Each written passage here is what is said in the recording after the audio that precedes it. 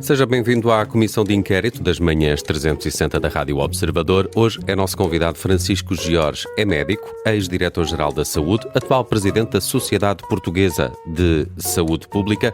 Muito bem-vindo. Obrigado por se juntar a nós. Bom dia. Bom dia. Muito obrigado. Está nervoso? Sabe ao que vem. Está nervoso? Não. Não, nunca. Mas devia estar. Este é um inquérito. Eu vou explicar como é que isto funciona. Nós temos 5 perguntas, cada resposta vale 5 pontos. Se precisar de ajuda, nós também damos, mas aí só tem direito a 2 pontos, caso acerte na pergunta. As respostas erradas, claro, não têm pontuação nenhuma. Vamos a isto? Vamos a isto. Vamos lá a isto. começar. O primeiro é do Luís Soares. Então, vamos começar com uma pergunta simples. Em que ano foi fundado o INEM? O INEM tem um antecessor, que era o 115. Sim. Foi fundado há mais de 60 anos. O 115. Sim. O 115. E devo dizer-lhe que, por mero acaso, meu pai, que era médico, Carlos George, foi o organizador do 115, que na altura funcionava em cooperação, em conjunto com a PSP. Adquiriram ambulâncias novas, Mercedes, que eram azuis e cinzentas, e faziam o percurso inicialmente na cidade de Lisboa, que era devidamente cronometrado. E eu lembro perfeitamente do meu pai fazer testes, eu acompanhava, eu teria 16 anos, e nesse contexto haviam simulacros de acidentes em Lisboa, ou de necessidade de respostas a emergências médicas, Para testar essa capacidade de resposta. e eram cronometradas, e cada vez que havia um atraso superior a 10 minutos, o sistema era afinado no sentido de o socorro chegar o mais rapidamente possível. Portanto, eu sou testemunha. Certo. Devo ser, eu e os meus irmãos, somos os únicos que podem testemunhar o cuidado com que foi fundado o INEM. Neste caso eu estou a falar mesmo do Instituto em si, do Instituto Nacional de Emergência Médica, não da linha que era conhecida como 115. Que era um instituto precursor, como eu disse, do INEM. Claro. Que, portanto, estou a falar de 1965. Isso, o 115. É o 115. 115. Mas formalmente O INEM, enquanto instituto, os qual é decretos o... Com essa foram... designação? Exatamente. Mas isso é uma pergunta que eu não sei responder. Mas posso dar ajuda, mas pode dar ajuda, diga. Então, temos aqui 3 hipóteses: 1979, 1981 ou 1983. Vamos à do meio. Está certo. Está E certo. faz muito Está bem. certo. Está certo, No meio está a 81. ouvir tudo. Exatamente, foi em 81.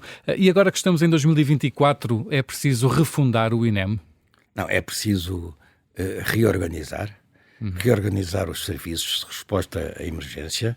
São situações que têm sido escritas na imprensa, muito preocupantes, e que não podem continuar a acontecer. Os cidadãos têm que ter confiança nos seus serviços. E como é que essa confiança é restabelecida? Pela qualidade.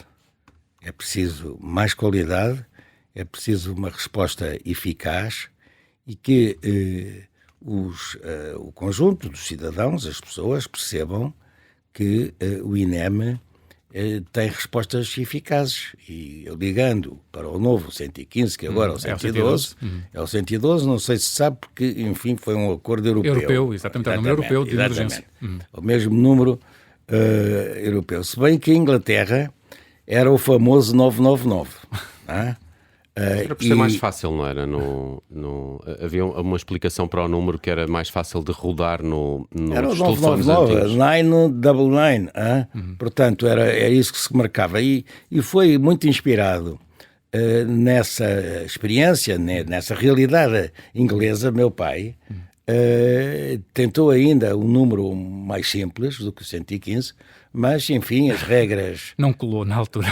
Não é uma questão de colar, era uma questão de possibilidade tecnológica que na altura era mais atrasada do que atualmente, como imaginam, e não foi possível Portanto, repetir eu li que essa justificação do 9 simples. é que o 9 é o mais próximo nos telefones de rodar o número, é que o 9 é o mais rápido para era o que tornava mas é um mais assunto que é importante em mas termos... Deixa-me perguntar-lhe se encontra aqui algum nível também de responsabilidade política naquilo que tem acontecido nestas últimas semanas relativamente ao INEM. Há sempre responsabilidade política, sempre, porque os serviços públicos... Por parte da Ministra, nomeadamente? Os serviços públicos, no contexto da administração pública, funcionam com tutelas de membros do governo, de secretários de Estado, de ministros, de primeiro-ministro. São, portanto, aqueles que devem responder em termos políticos perante a sociedade. E a Ministra devia tirar ilações daquilo que aconteceu? Bem, eu julgo que sim, mas não posso defender, deixe-me dizer-lhe, a demissão da Ministra, como muitos apresentam, porque sou Presidente da Sociedade Portuguesa de Saúde Pública e, naturalmente, teria que auscultar todos a ver se concordariam com esta posição. E então não posso dizer que a Ministra tem que se demitir. Agora, posso dizer que o assunto é de grande gravidade. É inaceitável que um serviço público funcione mal. Portanto, isto é que tem estas consequências. São as consequências. Tem estas consequências. É absolutamente essencial, e sempre disse isto, não é de agora, que as pessoas tenham confiança nos seus serviços. E essa confiança é ganha pelos serviços com qualidade. E pela qualidade. Agora, temos de avançar. Francisco Jorge tem aqui tem uma dois outra... pontos. Já tem 2 pontos, já não é mau. E ele dar um outro exemplo. Olha, agora tem sido discutida a questão da indenização dos casos de doença e de morte que tiveram lugar há 10 anos atrás da epidemia da doença dos legionários em Vila Franca de Xira. Bem, em termos da saúde pública, a condução do controle da epidemia correu bem. Correu bem porquê? Porque houve o cuidado de estabelecer confiança, laços de confiança com a população, com os seus representantes e com os próprios. E esse poderá ser o... E posso lhe dizer, muitos não saberão, nas entidades fabris mais responsáveis pela emissão dos aerossóis contaminados com a bactéria, eu, como Diretor-Geral da Saúde, acompanhado de outros colegas, nomeadamente do Instituto Ricardo Jorge, nós fomos falar com os trabalhadores que estavam expostos a esse risco, em termos de exposição direta, sem qualquer receio, e pedimos à imprensa que monitorizasse e que reproduzisse esses trabalhos.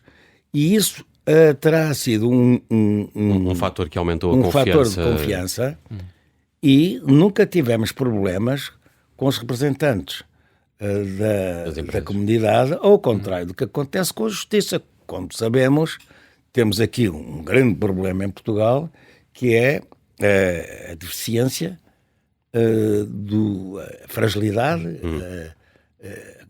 quase que, enfim, em termos de atraso, também é uma situação intolerável, é como funciona a justiça em Portugal. Francisco, já temos de avançar, senão não temos tempo de fazer aqui as 5 perguntas da nossa comissão de inquérito. O orçamento de 2025 para a saúde é de quase 17 mil milhões de euros. Quase, sim.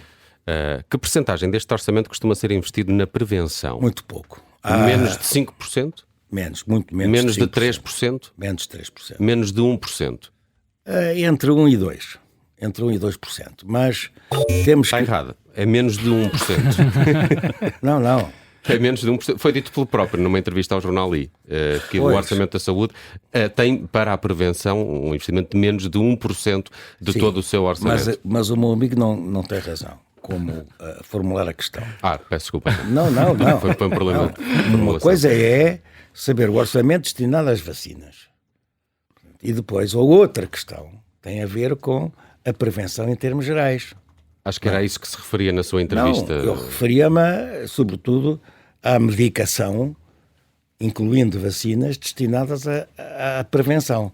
Mas eu diria que Portugal tem entre 1% e 2%, muito pouco, portanto, de rubricas destinadas à prevenção. O que é uma vergonha. Portanto, ponha lá no seu resultado um ponto e meio, se quiser, um ponto e meio, mas... Dois pontos. Fica com Eu tinha uma pergunta precisamente por causa do projeto Mais Longevidade, que apresentou que levou ao Parlamento, que apresentou no Parlamento, onde o reforço da vacinação em idade adulta é uma das principais recomendações.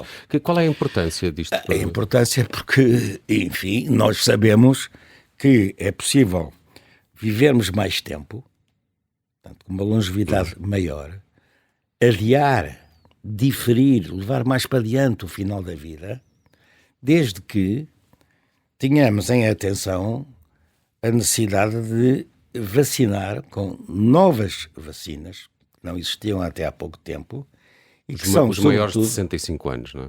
Maiores de 65, e mesmo vacinas destinadas, por exemplo, a grávidas, para proteger as suas crianças, ao caso das infecções pelo vírus sincicial respiratório, que provoca as famosas bronquiolites das crianças.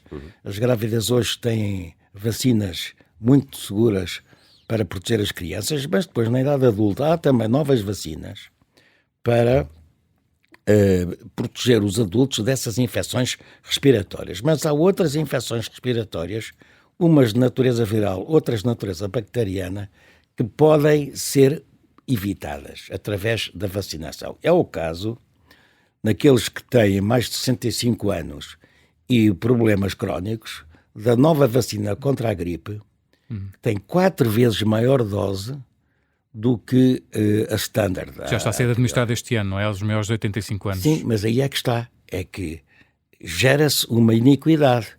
Porque eu, por exemplo, desculpa, eu não gosto de falar em nome pessoal, fui à farmácia adquirir essa vacina, porque tenho indicação para a fazer. Bem, e tive que a pagar.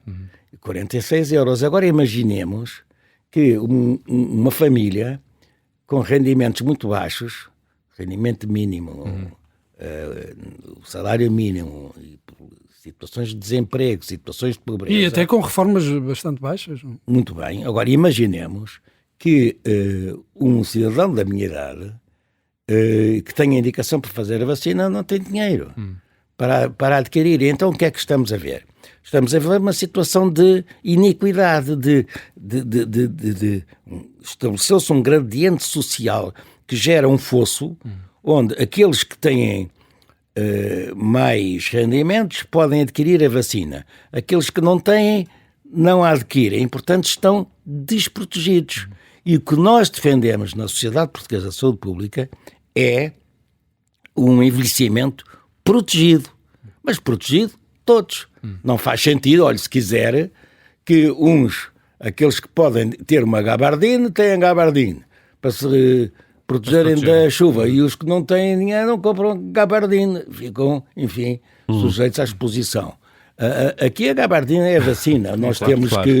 Nós temos que ter em conta equidade em termos de igualdade e não criar diferenças. E é por isso que o Estado tem que ser chamado a resolver estes assuntos. Não é aceitável que quem tenha possibilidades se proteja e quem não tenha fique desprotegido. Que essas coisas fiquem independentes, obviamente, do poder financeiro. Tem 4 pontos. Isso é bom, é? É ótimo. Isso tem algum prémio financeiro? Não, isso é o mérito de estar aqui. Francisco Jorge, vamos seguir em frente.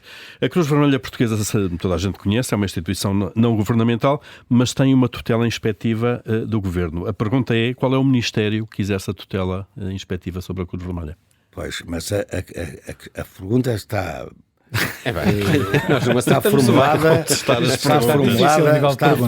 formulada de uma forma, enfim... enviesada, é para enganar, é o Paulo. A Cruz Vermelha Portuguesa não é bem conhecida em termos da sociedade. Porque... Então vamos tirar essa parte da pergunta. Fica não. Que Ministério exerce a tutela respectiva sobre a Cruz Vermelha? Não há tutela. A Cruz Vermelha não... Eu tirei este site da Cruz Vermelha. Pois, mas não é bem uma tutela. É é uma tutela distinta.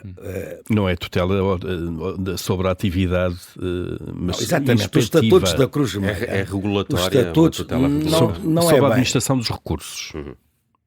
Não é exatamente assim, mas é quase. Vamos lá ver. A Cruz Vermelha é uma sociedade independente não governamental. Certo. Portanto, não governamental. Quer dizer que não depende do governo. Mas a Santa Casa também é não governamental. Não, também é tem uma tutela, muito diferente. Também tem uma tutela governamental, como sabemos. Sim, mas é muito distinto. Certo. Mas qual é o Ministério mas é que bom, faz isso? é o Ministério da Defesa. Muito bem. Certíssimo. 5 pontos. 5 pontos. Sem ajudas. Muito bem. Não, é o Ministério da Defesa, mas eu posso explicar porquê. Porque a Cruz Vermelha foi criada precisamente no âmbito de apoio aos soldados em guerra. Aos soldados... Em campo. Durante... não sei se terei tempo para contar. Não vai seguramente. Estamos a ficar faltam duas perguntas. Porque vou-lhe perguntar, foi Presidente da Cruz Vermelha Portuguesa, é uma entidade que está com dificuldades financeiras. É viável ou não, no seu entender? Financeiramente, não é? Financeiramente, claro. Tem que ser... não diria... repensada em termos do seu financiamento. E é preciso... assegurar que continue, porque, reparemos, foi fundada há muitos anos, em 1865, logo a seguir à primeira Convenção de Genebra, e tem uma história muito grande. É criada no âmbito, como disse, da guerra, porque o seu fundador organizou equipes voluntárias para socorrer soldados, quer do lado vencedor, quer dos vencidos. Na altura estamos a falar tanto de austríacos do lado vencido e de italianos do lado dos vencedores. E, portanto, na Guerra da Independência, na última Guerra da Independência da Itália, e desde então ficou esta ligação ao Ministério da Guerra, Defesa, ao Ministério claro. da Defesa. Bem, mas... Entretanto, presta cuidados de saúde, como sabemos, não é? Presta cuidados de saúde e presta cuidados de âmbito social. Estaria melhor inserida no âmbito social. Ainda defendi essa posição, mas o ministro, na altura, que lidou comigo enquanto presidente da Cruz Vermelha, não compreendia as questões da Cruz Vermelha. Qual foi o ministro? O ministro Gomes Cravinho. Gomes Cravinho. Estava muito distante destes problemas e não deu a devida atenção a estas questões. E entendeu-as mal. E tive, se quiser, enfim, algumas discordâncias, umas mais superficiais, outras profundas, com ele. Nomeadamente naquilo que respeita ao hospital. Porque o hospital, ao contrário do que muitos pensam, não é verdadeiramente o hospital que presta cuidados. A Cruz Vermelha detém por inteiro 100% do terreno, do urbano, do hospital, do seu espaço, da edificação dos seus equipamentos. Mas a gestão do hospital é diferente. E tem uma outra entidade que não a Cruz Vermelha. Que opera o hospital. Que opera o hospital. Essa entidade chama-se a Sociedade de Gestão do Hospital da Cruz Vermelha, que não é a Cruz Vermelha. Usa o nome da Cruz Vermelha sem ser a Cruz Vermelha. E, portanto, há aí muita clarificação certamente a fazer. Mas muitos não saberão. Por exemplo, hoje, a Cruz Vermelha Portuguesa não tem nenhuma participação na sociedade que administra o hospital chamado Cruz Vermelha. Vamos avançar. Porque a sua componente acionista foi vendida à Santa Casa da Misericórdia. E porquê à Santa Casa da Misericórdia? Porque os estatutos previam a cedência unicamente a entidades do setor social. Temos de avançar. Vamos para a quarta pergunta. É relativamente simples. Quantas mulheres chegaram ao cargo de Diretora-Geral da Saúde desde a criação da DGS? Isso já pode apontar aí os pontos. 3. 3, exatamente. Como é que avaliou o trabalho da atual Diretora-Geral da Saúde, Rita Sá Machado? Tem sido discreta? Não, tem sido. Ela é muito competente. É uma pessoa muito bem preparada. Foi uma boa escolha em termos de concurso que foi aberto para preenchimento do cargo, Rita Sá Machado tem cumprido, cumpre e continuará a cumprir a sua missão com grande qualidade.